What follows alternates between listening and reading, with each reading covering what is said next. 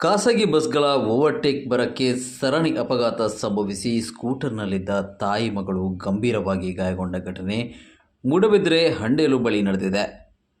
Master ಎಂಬ ಹೆಸರಿನ bus ಮೂಡಬಿದ್ರೆಯಿಂದ ಮಂಗಳೂರಿನತ್ತ ತೆರಳುತ್ತಿತ್ತು.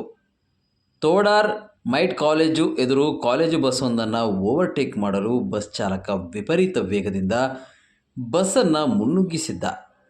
ಈ ವೇಳೆ ಎದುರಿನಿಂದ ಬರುತ್ತಿದ್ದ ದ್ವಿಚಕ್ರ ವಾಹನಕ್ಕೆ ಡಿಕ್ಕಿ ಹೊಡೆದಿದೆ. ಪರಿಣಾಮವಾಗಿ ದ್ವಿಚಕ್ರ ವಾಹನದಲ್ಲಿದ್ದ ತಾಯಿ ಮಗಳಿಗೆ ಗಂಭೀರವಾಗಿ ಗಾಯವಾಗಿದೆ. ಅಪಘಾತದ ತಕ್ಷಣವೇ ಬಸ್ ಚಾಲಕ ಪರಾರಿಯಾಗಿದ್ದಾನೆ. ಘಟನೆಯಲ್ಲಿ ಗಾಯಗೊಂಡವರನ್ನು ಕೂಡಲೇ ಆಸ್ಪತ್ರೆಗೆ ಸಾಗಿಸಲಾಗಿದೆ ಎಂದು ತಿಳಿದುಬಂದಿದೆ. ಬಸ್ಸಿನ ಅಜಾಗರೂಕತೆ ಚಾಲನೆ ವಿರುದ್ಧ ಸಿಟ್ಟಿಗೆದ್ದ ವಿದ್ಯಾರ್ಥಿಗಳು ಹಾಗೂ ಸಾರ್ವಜನಿಕರು ಆಕ್ರೋಶ ವ್ಯಕ್ತಪಡಿಸಿ ಪ್ರತಿಭಟನೆ ನಡೆಸಿದ್ದಾರೆ.